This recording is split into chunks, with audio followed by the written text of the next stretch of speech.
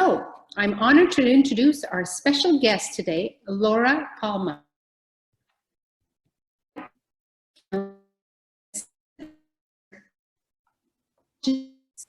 McGill University Health Center. J'aimerais souhaiter le bienvenu aujourd'hui à Laura Palma, conseillère génétique certifiée, professeure d'adjoint, division de génétique médicale, Centre universitaire de santé McGill. Laura is accomplished as a certified genetic counselor. She holds, elle détient, depuis 2005, a master's degree in genetic counseling from the University of Toronto. She joined the Department of Medical Genetics at the Medical University Health Center shortly after graduation. She is certified by both the American Board of Genetic Counselors and the Canadian Association of Genetic Counselors.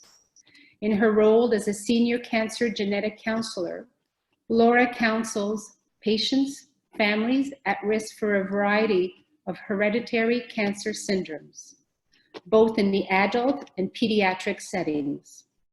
She is an associate professor in the McGill Department of Human Genetics and is actively involved in course coordination, teaching, clinical supervision of genetic counseling students and residents.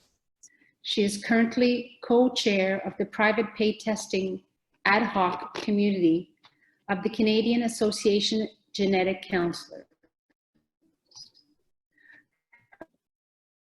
Are in the areas of hereditary cancer, biomedical ethics, and non-traditional models of genetic service delivery. So therefore, welcome, Laura. We are very, very interested to hear about your presentation. So welcome. Thank you. Thanks for having me. All right. So I think that Laura will be sharing her slides. As I've mentioned, that you can put it onto a speaker view, which will be better for you. All right. Great. And again, if you have questions, you put it in your chat box, and Natalie will be moderating and asking the questions in between or at the end. Okay.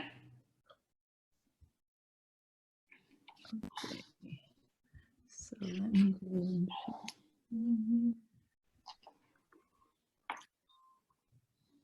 There we go. Perfect. All right. Yep, we see it very well. Perfect. Welcome, everybody, and thank you to Natalie and Sandy for inviting me back. I actually gave a similar talk 3 years ago at the center, and it was actually a lot of fun. We had quite a good turnout, and everyone had loads of questions, so I was excited when I was invited back, although in a different format, obviously. So I think we'll take the next 40 minutes or so to provide a general overview of genetic testing for hereditary cancer. And as Sandy said, I don't specialize in one particular type of cancer, although I have, you know, my interests. We see cancers of all different types at all different ages for all different indications. So my talk is meant to hopefully speak to those in the audience who have various different types of cancers, whether you know about genetic testing or have spoken to your doctor about genetic testing, or perhaps have gone through the process yourself. Hopefully there will be something in here for you. So we'll do just a basic introduction to, you know, causes of cancer. Cancer is common. I don't have to explain that to this group. And to always keep in mind that the majority of cancer is not hereditary. So really, what is part of our evaluative process? What are we looking for in a family history when we suspect that there might be an underlying hereditary cause? Just a very basic biology 101 about what do we mean when we say cancer is genetic? And what are we looking for in a family history or in a personal history of cancer? What are some red flags? And then what do we do in genetic counseling? A lot of people actually don't know what that actually means. We counsel you about your genes. So what are some of the things that we discuss with you? What is involved in genetic testing and what can be the potential outcomes of testing? And then just some general points to consider if you're looking into embarking into genetic counseling in the future. Okay, why won't I? Let me advance here. Oh,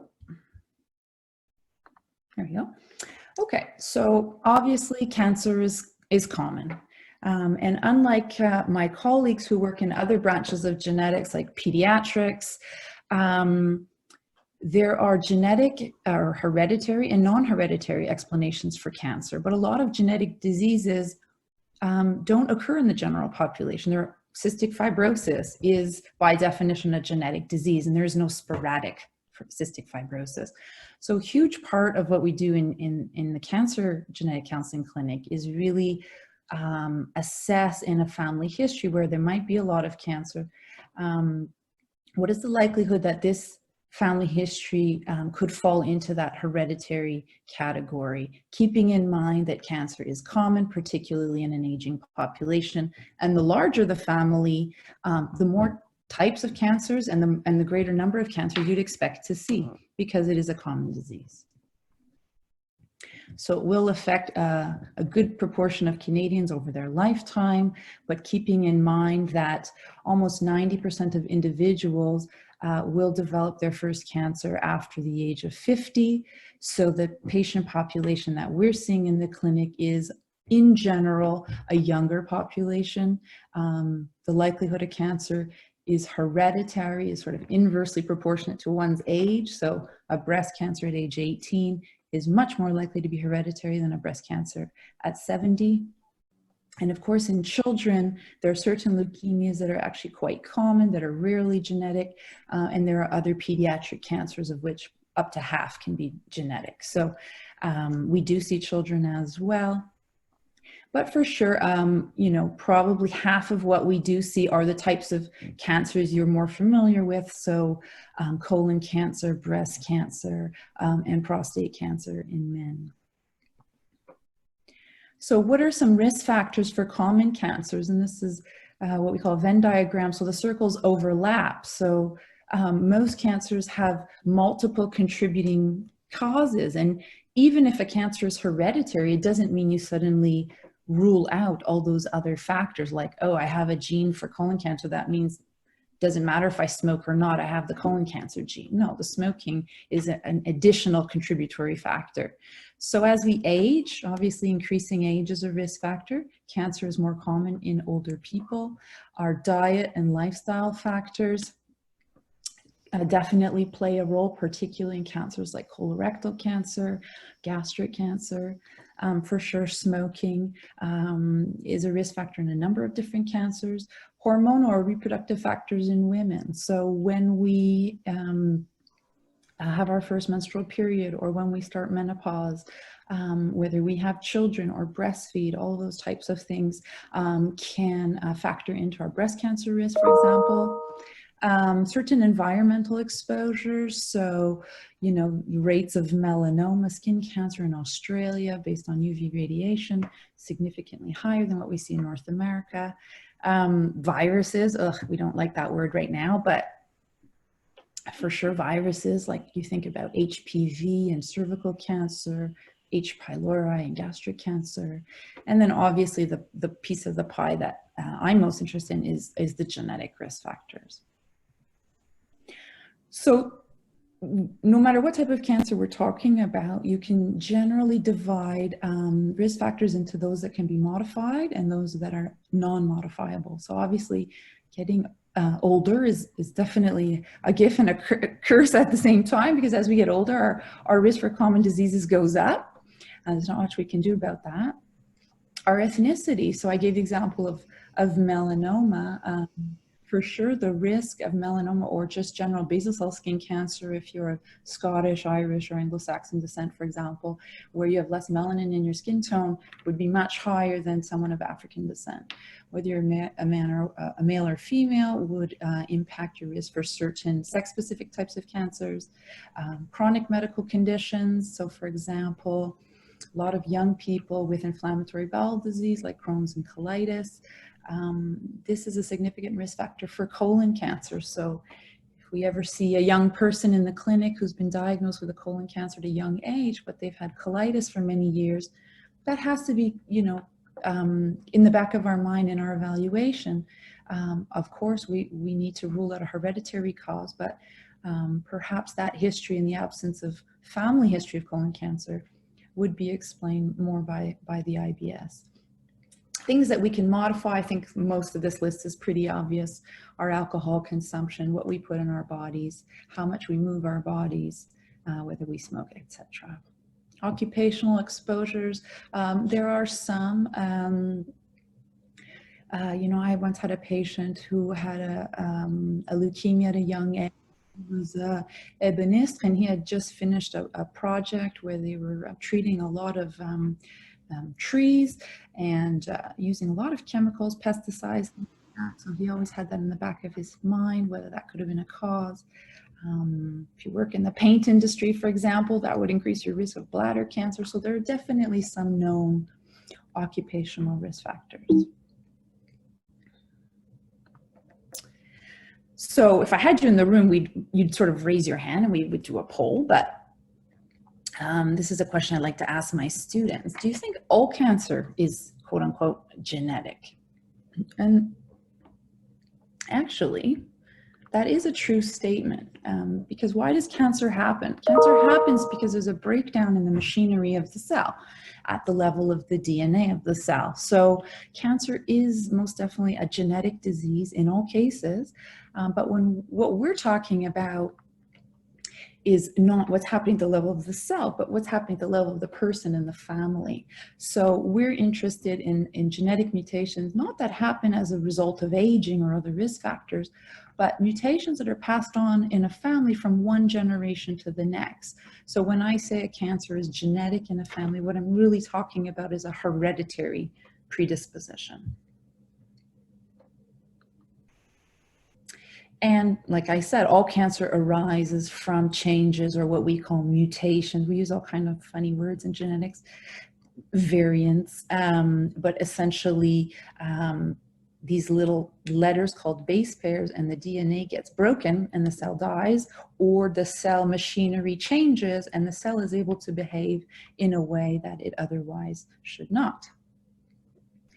So looking a bit closer at cells and DNA, our body is essentially a collection of billions of cells, and the genetic information or material is found in this little guy called the nucleus, and it's packaged into these funny structures called chromosomes. And we have 23 pairs of chromosomes. And you could think of the chromosomes like books on a bookshelf, and they package all of our genes, and we have about approximately 20,000 genes. And they come in pairs because we inherit one from mom and one from dad at the moment of conception. And the DNA, we have kind of like a genetic alphabet or genetic, in the sense that we only have 4 letters in that alphabet: G, C, A, and T.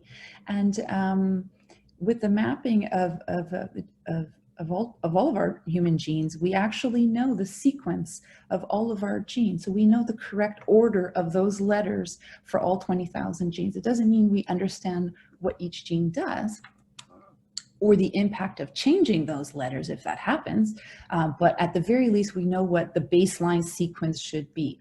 So a lot of people presume that when we do genetic testing, we're trying to find a gene. We're trying to find a gene that is in you or is in your family that I don't have, but that is not actually the case. We all share the same 20,000 genes, and we're about 99.9% genetically identical. What we're looking is for a variant or a mutation in the gene. The gene is present, but the way the gene is spelled is incorrect, and that's why it can't do its job in the body.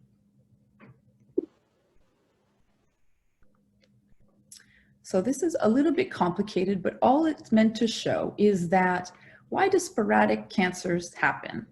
So you'll see here an egg and a sperm come together to create a baby, and this is meant to be all the cells of a growing embryo, okay? And then eventually a person. In this case, it's a male. So this is showing a mutation happening in a cell somewhere in the abdomen. But that mutation is limited to the tumor in that part of the body. And you'll notice in this man's sperm, that mutation is not present. So this is not something he can pass on. This is not something his brothers or sisters would carry. It's unique to his body, okay? And that's a typical sporadic cancer. What if that spontaneous mutation happens earlier in development, not from mom and dad, but like in the embryo? Well, that can kind of manifest in different ways. Sometimes we see children that have, for example, a large cafe au lait or a certain pigmentary difference in part of their body that's not present in other parts of their body. What we're focusing on in the clinic are really those mutations that are passed on in most cases. Not always, but in most cases. So this example, the mutation is passed on from the father through the sperm at the time of conception. And in this example, the embryo has received the non-working copy of the gene. So all the cells are affected because we start off as a single cell. So in every cell of the body of this man, he carries a mutation in one of those 2 gene copies. And that's why in his sperm, he can also pass that on.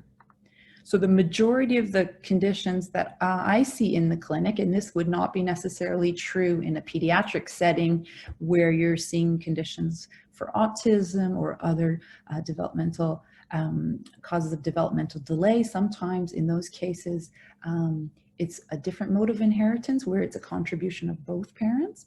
But most conditions that predispose to cancer in a family, the gene is passed on from one parent, and that's what we call dominant. So this is showing 2 copies of, let's say, I don't know, a colon cancer gene. So dad has 1 non-working copy and 1 working copy, and in this example, mom has 2 working copies. This is just showing all the possibilities. Obviously, not every family is going to have 4 children, but all to show that whether the child is male or female, the risk for each pregnancy is 50-50 or a 1 in 2 chance of passing on that mutated gene.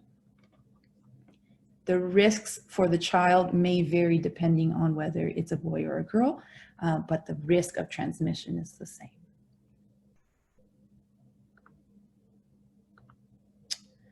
So if we think of cancer in the general population, we say cancer is common. What proportion do we think fall into that hereditary group?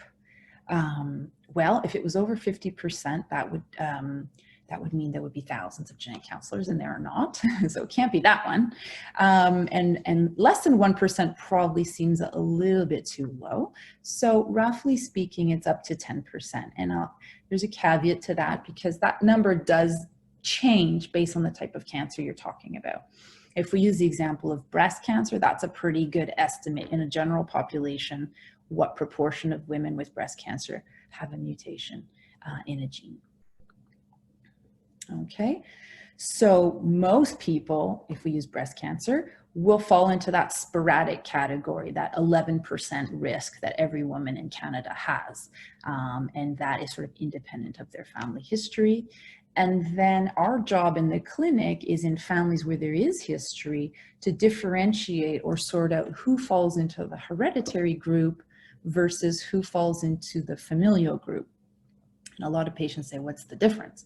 Well, the familial group is really a group where we can't pinpoint exactly what is causing the predisposition. So remember that diagram with the overlapping circles.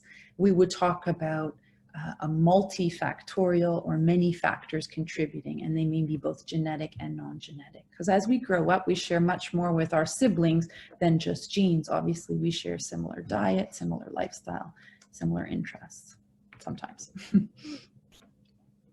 So what are some of those red flags or signs of a hereditary cancer? So in general, an early age at diagnosis, I did a consultation yesterday for someone who lost her mom when she was 38. Her grandmother had breast cancer at 39, and her great-grandmother died in Russia in her 30s. So that's pretty exceptionally strong.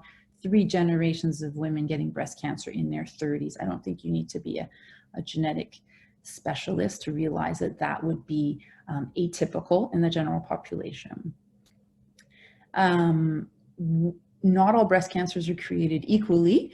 And so it is very important when we receive a referral for certain types of cancer that we have a copy of your pathology report, because, for example, a subtype of breast cancer called triple negative or breast cancer, this is a breast cancer that is not responding to estrogen or progesterone or HER2. This subgroup of breast cancer has a higher chance of having a hereditary cause compared to ER positive breast cancer, for example.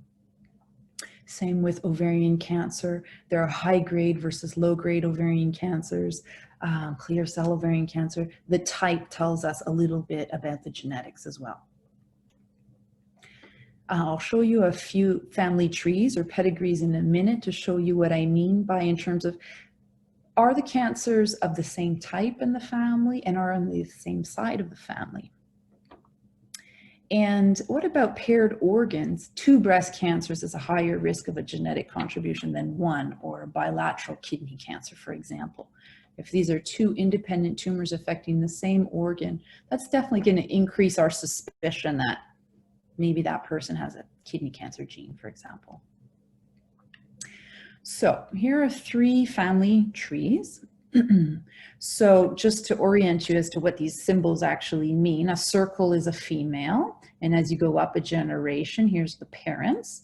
So I don't know if you can see my cursor, but on the left you have the square, which is dad, and on the right you have mom. The shading in means those individuals are affected with colon cancer in this example. The person, the arrow is used in genetics to denote the consultant or the person who actually seeks out genetic counseling. So in example A, this woman has both parents who've been diagnosed with colon cancer, and she's understandably concerned. And she asked her doctor, can I go see genetics? Well, unless her parents are related, really we have to assess each side of the family independent of one another. So we have to ask about mom's side of the family. Does she have any siblings, parents, aunts, uncles with colon cancer? Yes or no? And then we have to ask about dad's side of the family. And if neither of them has any family history of colon cancer, and let's say both parents got their colon cancer after the age of 60, it's very unlikely genetic testing is going to help this woman. What she actually needs is screening. She needs colonoscopy. She is at increased risk for colon cancer, but it's unlikely she has a colon cancer gene. In this example, instead of the dad, now you have the mom who has colon cancer, as well as mom's brother, so the consultant's maternal uncle. So they're on the same side of the family. So now you're saying, well, that's 2 people in the same family. That's definitely a little bit more suspicious. Maybe we should refer your mom for genetic counseling. They'd probably rather test somebody with the cancer who's living, if that's possible. But in this example, now you have the brother and the mom. So now you have 2 generations, and because it's a brother, the brother's probably quite a bit younger when he got his cancer. So if we're looking at how we would order these family trees in terms of genetic risk,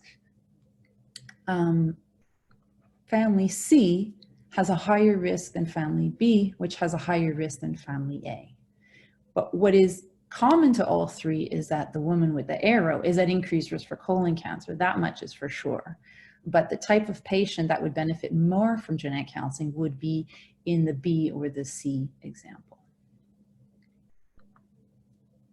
This is just to show you before, again, to make the point that the type of cancer is quite important, and sometimes even more important than the number of cancers in the family. So on the left side, you have a 49-year-old woman recently diagnosed with a high-grade serous ovarian cancer. Her mother died of a heart attack, and there's no other cancer in that family. And on the right side, you have this woman who's 55, recently diagnosed with breast cancer. Her mom is alive and well, but she has 2 maternal aunts with postmenopausal breast cancer. And your first inclination might be to say, well, the breast cancer family looks much more worrisome. There's 3 women with breast cancer. But actually, the genetic risk in the ovarian cancer patient is significantly higher. Why? Because ovarian cancer in the population is not common. It only affects about 1.5% of women. And to get it before the age of 50 is very rare. So this woman with no family history has about at least a 20% chance to carry a mutation in a gene for ovarian cancer, where the woman with postmenopausal breast cancer and family history has certainly a less than 10% chance. Okay, and we would see both of these types of family in our clinic. So we might see in the clinic some rare cancers, and I don't want to get into these too much, but for example, male breast cancer does happen. It's only about a 1 in 1,000 incidence in the general population. So when it occurs in the family, it's definitely something to look out for. We talked about bilateral cancers and paired organs.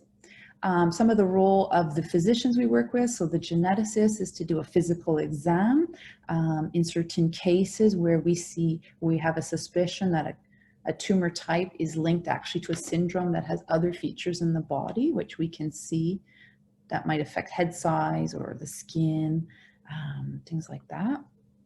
And what is the person's ancestry? And this can be important because in certain groups, in certain ethnic groups, the prevalence of mutations in certain genes is higher than in other groups. And so our threshold for genetic testing might actually be lower. So I'll show you an example of the Ashkenazi Jewish population. And make sure we ask questions about exposure. So I gave you a few examples of patients I've seen where we're trying to understand, is there something in their environment, in their occupation that could have contributed to their cancer? So from what we've seen so far, does hereditary mean that there has to be a strong family history of cancer? Sandy says no. Correct. That ovarian cancer case, like I said, 2 times out of 10 will have a hereditary basis, even though there's no family history. And what about the likelihood that a cancer is hereditary? Depends on the type of cancer we're talking about and the age at which it occurs. So that one is true. So who should come see us? Why would anybody want to speak to us? What is genetic testing all about and how do we do it? And what are some of the outcomes of testing? Some people think it's a yes or no answer, but a lot of times there is a gray zone. So fortunately or unfortunately, there's no sort of consensus across Canada. Obviously, healthcare is a provincial jurisdiction, so each province has decided, has different strategies for genetic testing, if you like. Some have provincial labs, some send to labs in the US, some do a combination of the two. Some provinces have very strict criteria for genetic referral for cancer counseling. Others have criteria for genetic testing. In Quebec, we have no mandated criteria, which means it is very discretionary. And I will say most definitely it varies from one genetics clinic to the next, depending on the philosophy of that clinic and various other reasons. We implemented referral criteria a number of years ago because we just could not manage the volume of consultation requests we were receiving. We still can't.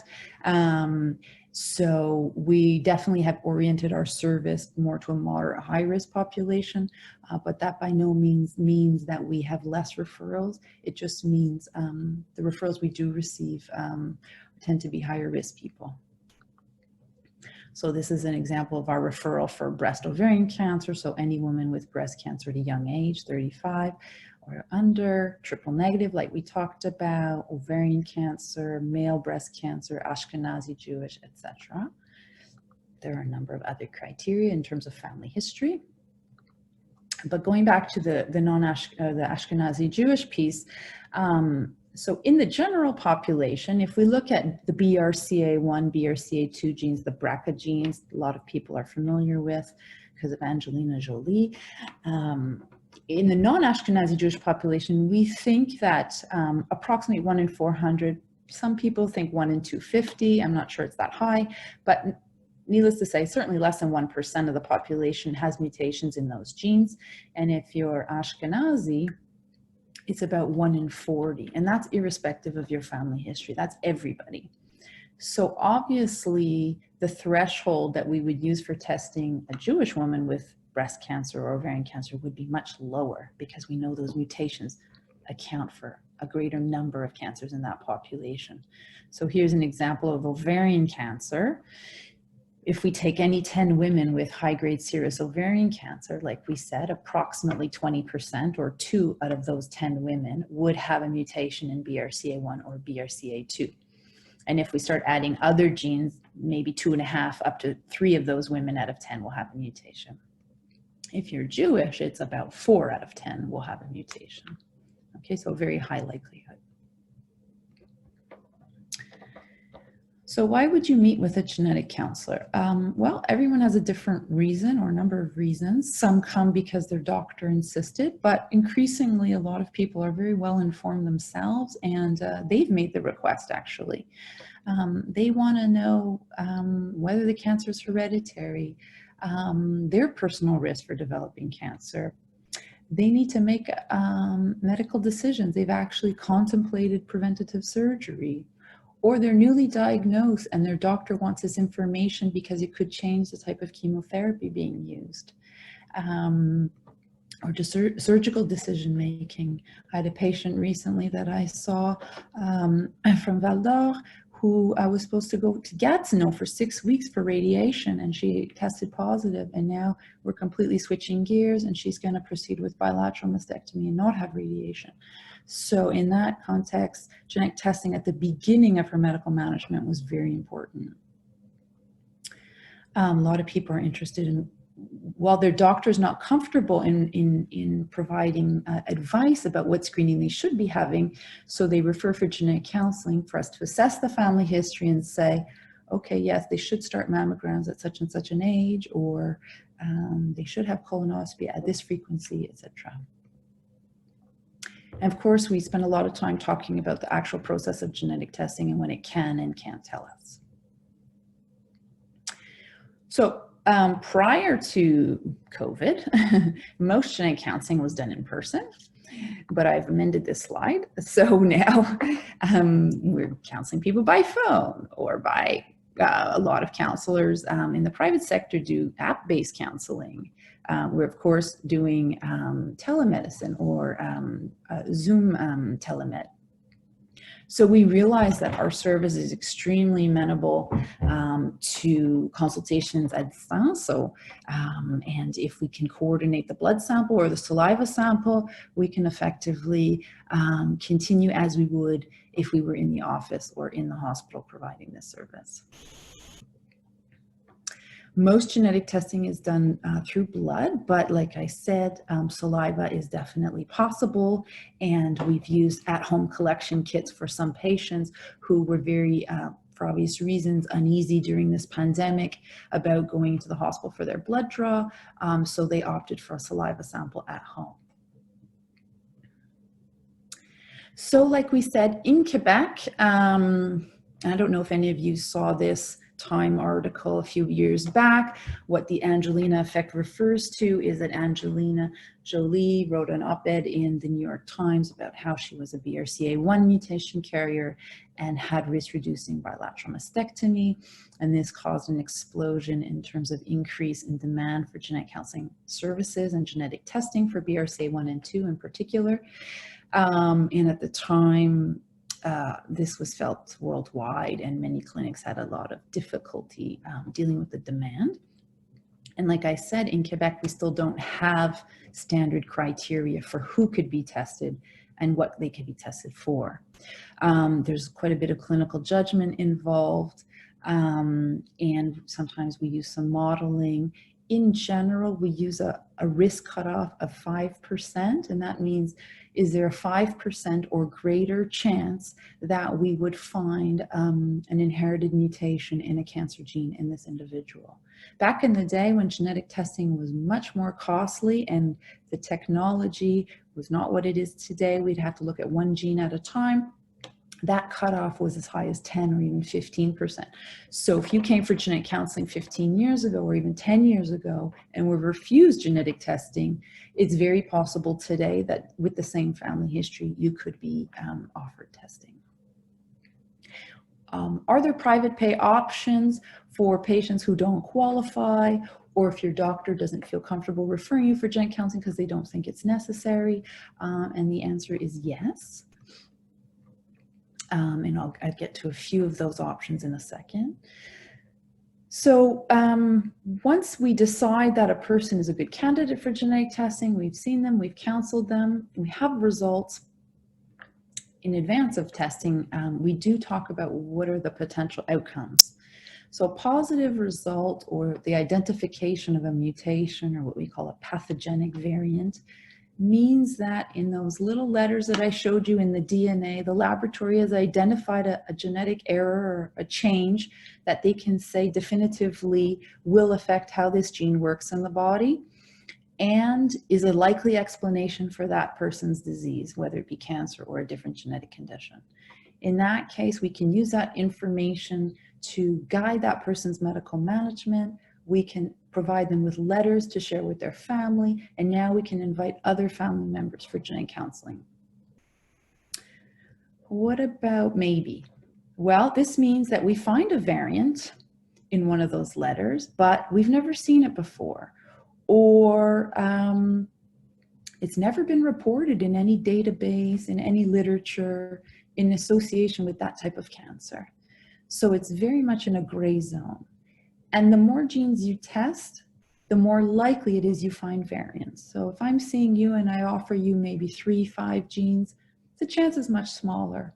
For some patients, we do 200 genes. Obviously, the chance of finding a variant is much higher. And we all have variants in our DNA. It's normal. So the vast majority of variants end up being nothing. We will not act upon it, and we will not offer testing to other relatives. And the negative essentially means we've sequenced the genes, we've looked very closely, and the order of those letters, everything is normal. It's the normal sequence that we would expect in that gene. So we say, well, it's not those 10 genes we looked at, or whatever number, but we still can't say what is the cause of your cancer. So there is that limitation. We say, is it a gene we didn't think about, we didn't add to the test? Is it a combination of factors? Did we test the right person in the family? Maybe you have a sporadic breast cancer, but there's a younger woman in the family who would be a better candidate for testing. So we have to look at the family history and kind of make that assessment. So because our waits are long, and because there is no clear provincial guidelines in terms of testing, there definitely are patients who are very motivated. Even when we tell them their risk is low, they really feel strongly about having this testing done. And there are options. DynaCare is available. It's local. They provide their own genetic counselors, and they use a test kit from a company called Color. It was actually founded by some people from Google originally. And these are good labs. These are not pretend labs. These are very reputable labs. The SCREEN project is actually a research project through Women's College Hospital in Toronto under the direction of Dr. Stephen Nayrod. They're looking at BRCA1 and 2, but it's kind of like a general population approach. There is absolutely no criteria for testing. They're interested in being able to estimate how common these mutations are in the general population.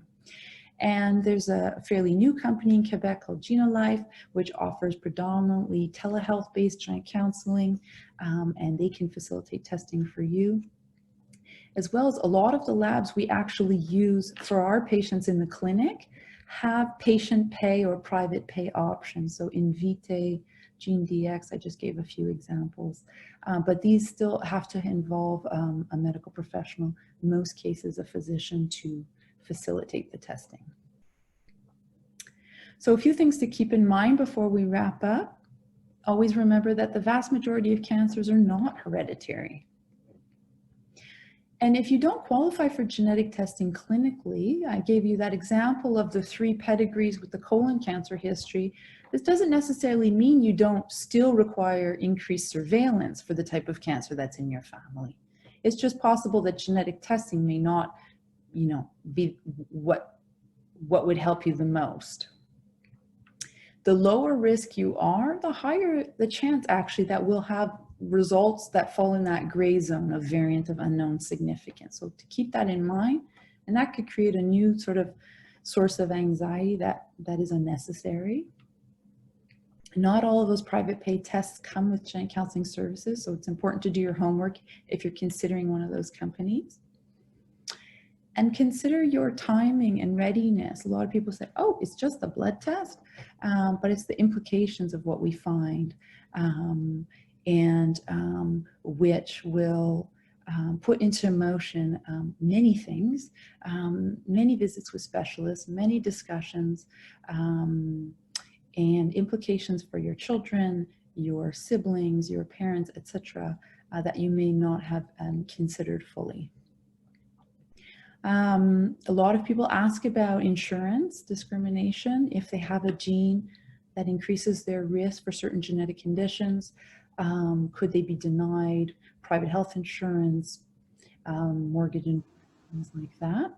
And I'm not sure if you saw this in the news just a few weeks ago, but there was a bill called the Genetic Non-Discrimination Act, Bill S-201, which was introduced in 2017, which was the first legislation in Canada, and it's federal, which created certain challenges because healthcare and insurance is provincial. But it basically laid out guidelines that prohibited either an employer or a third-party insurer from requiring you to divulge your genetic status or your genetic test results, or to discriminate against you for insurability if you do have a gene for whether it be a cancer predisposition syndrome, a neurological condition, whatever the situation might be. So a lot of groups had issue with this bill. Quebec contended that it was, anyways, that it had a lot of issues and shouldn't be imposed on the provinces. And it was only recently brought to the Supreme Court, and they made a decision on the 10th of July, 5-4. So as you can see, still very contentious, but it passed. So they upheld the bill. So we're hoping, well, certainly at the federal level, this is going to stick. And we think it's, in general, great news for Canadians embarking on genetic testing. So that brings me to the end. This is our contact information. Email is best. We're all at home.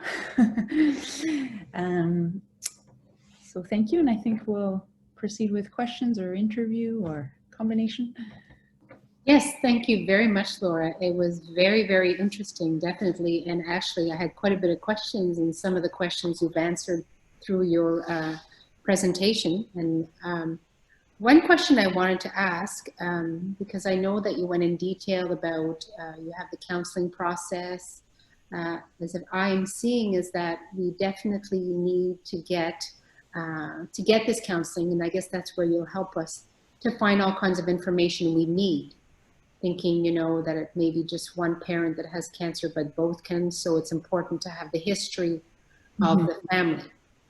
Yes, and I mean, it's like saying, a dentist thinks that you should have regular checkups, obviously.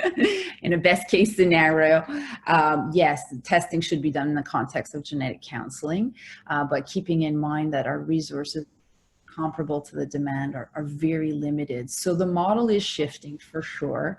I can give you an example. At the MUHC, all ovarian cancer patients are now tested through a program where their gyne-oncologist tests them. They're provided with a patient brochure, and we only enter at the tail end for the results disclosure. So that's one population where we've introduced that model where they receive no genetic counseling in advance.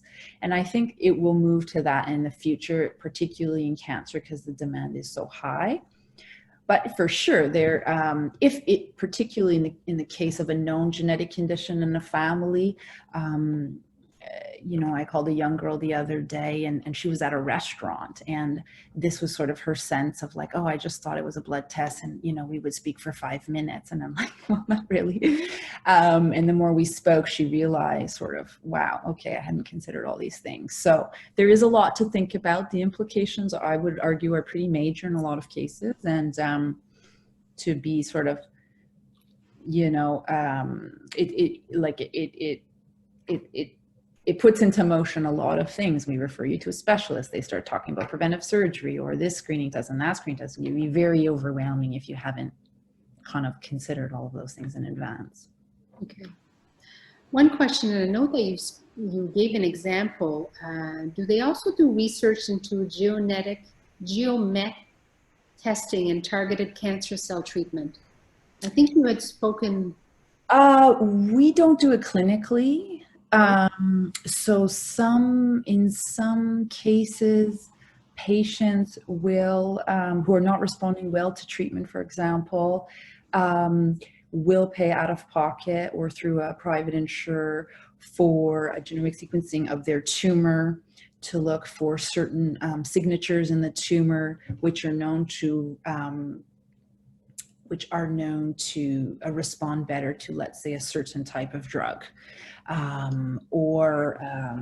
Sometimes some nominal genetic testing will be done on a tumor to determine, for example, whether someone could be a candidate for immunotherapy, things like that. So that's done more on the treating end and not us who would facilitate that, if that answers your question. Yes, yes. Because I think you talked about somebody who had breast cancer. I think it was breast cancer, and was going to have radiation and ended up having the genetic testing, right, able to decide the treatment that she was going to have. Yeah. So in that case, that's more to guide medical management. So rather than do a partial mastectomy, radiate the breast, and still have significant remaining risk of breast cancer because now we've identified a breast cancer gene, we sort of switched gears and said, let's go the route of risk-reducing bilateral mastectomy, skip the radiation, and reduce our risk for future breast cancer. Okay. And the process of genetic testing, is it long? Like, you know, the process, does it take long for the testing? Very long. No, now it's not long at all. I mean, the process of getting in the door could be long.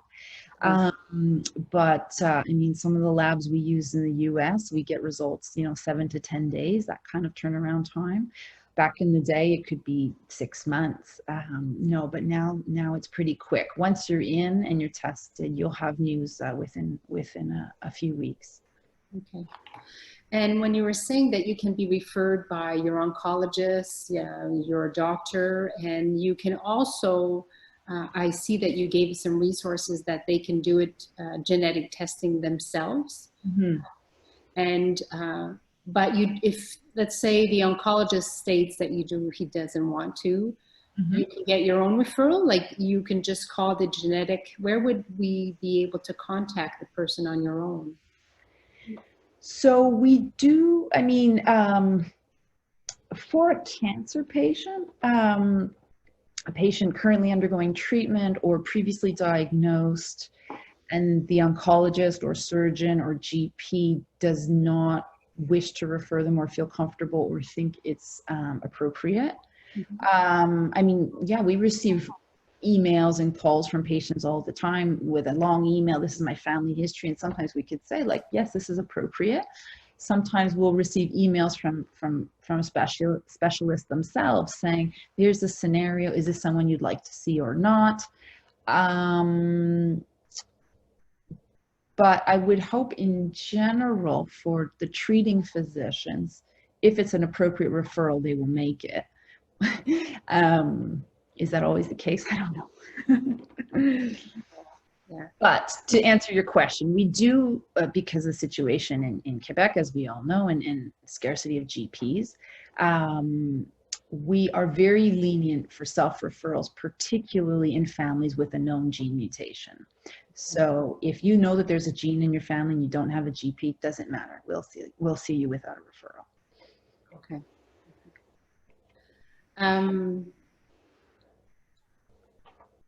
As you mentioned, there's different types of genetic testings, and which one would you recommend? Is there, I guess, to recommend for tests for breast cancer? So yeah, genetic testing is like, I don't know, a Starbucks menu. There are many different options. High fat and low fat. So that's part of our job, actually, is to, so the issue with the private pay testing is you don't have a lot of choice, and it's usually oriented towards what we call large panels of genes. So they're not going to let you customize which genes you look at. They're going to say, oh, let's look at these 30 cancer genes, which might open up a can of worms that you weren't expecting. Like you went in for breast cancer counseling and you found out you had a small risk factor for, I don't know, melanoma. So for sure, when I said different clinics have different philosophies, there's different philosophies in terms of how to approach genetic testing as well. So there are, I can tell you, many clinics in Quebec that will use a standard very large panel for most of their patients. In our clinic, we're a little bit more conservative. We try to focus on what we call actionable genes, so genes that we know enough about. We don't like the idea of using our patients as research specimens to learn about genes. We want to know what they do before we test people for them. Not everybody has that same view. So the types of gene panels that we would offer would be a little bit more limited. So in the range of, let's say, 6 to 15 genes, something like that. But it's not that easy. It's like a Starbucks menu. It's not easy to pick and choose. You know, you really need the counseling in advance to know, like, genes are a combination of letters. So it would tell you nothing about what that gene is. Okay. If I showed you a list. Yes, definitely. There's many for sure. I don't know, Natalie, do you have any questions? I don't see all the questions. If there's... I have them here. So one of the questions are, with whom are the genetic testing results shared with? Good question. So we always disclose to the patient first. A lot of patients are pleasantly surprised. Oh, does my doctor know? No, nobody knows. So we disclose to the patient first, and then we share with all the relevant parties. So, okay, you want your GP to know, your surgeon to know, your gynecologist to know, whomever. And then obviously, we encourage you at some point in the future to share that information with your family if you're comfortable doing so, and we provide tools to do that as well. But that information can be shared with anyone. I will say in the DSQ, is that what it's called? Your access to your medical file online, the genetic dossier is kind of caché, like you can't view genetic testing results like you can other blood test results. So it is a type of medical information that is uniquely available only in your chart at the hospital. Okay. I have another question. I think that you said that with familial cancer, you can't pinpoint what causes the predisposition. Mm-hmm. Does that mean it could be environmental, the way the family eats, or other factors that cause many of them to get the same type of cancer? Well, usually yes, short answer is yes, exactly. What would be more typical of what I tend to see in, let's say, a big French Canadian family where it's a sibship of, I don't know, 13, and you see throat, lung, liver, breast, skin, leukemia. Those are not all the same types of cancers, clearly. And there is clearly no pattern in that family. So you have to think about, where did the family live? Are they very rural? Are they in an industrial area? What was their diet like? Did they grow up malnourished, or did they eat a lot of meat? And all those things come in, are they heavy smokers? So yes, all those sort of other causes we start to think about. But if it's really a large family and multiple people with the same type of cancer, we do genetic tests and we don't find anything, there's obviously still an underlying predisposition for that cancer, and people need increased surveillance. I don't want you to think that it means that your risk is the same as the general population when we say multifactorial. You know, if it's the same type of cancer happening over and over again in multiple people, just because we haven't pinpointed a gene does not mean you're not at increased risk. Does that make sense? Yeah. Let me see what else we have. I can't see them all, yeah. Okay, once your oncologist puts in the request for genetic testing, what is the expected wait time? That we've answered. Would we hear back that you have opted not to test because we are deemed low risk? If the referral is suitable for genetic counseling, you would have a consultation first. We would expand you'd provided with a questionnaire in advance that you fill out, and we do a second level triage. So now we look at the questionnaire and say, because I mean, a lot of physician referrals, I mean, literally it's one line, right? It's not enough information. Sometimes just the patient's age or their type of cancer, we're able at the point of triage to say, okay, we need to see this person within 3 months. But if it's family history of X, we need a questionnaire, we need more details. And in reviewing that questionnaire, if it's very clear that this is a very striking family history, you're not going to sit on a wait list for 2+ years. We're going to increase the priority of your demand. But at whatever point is appropriate based on your risk, you will come in for a meeting or by Zoom, whatever, for let's say 40 minutes, and we'll discuss whether genetic testing in you or in somebody else in your family would be appropriate. Okay, excellent. I'm going through the other questions. They've been answered, and we had decided at the beginning that the personal question on personal history we weren't going to address here because this would be like opening Pandora's box. So for the other question, I will just let it go. Does anybody else have anything else from the participants?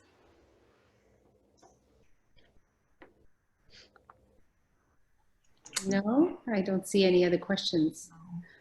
So I have to say, Laura, this was an amazing, interesting presentation. I actually even learned, and I've taken your presentation a few years here, so it changes every time. So very, very interesting, very interesting. So I want to thank you. I don't know if you wanted to ask.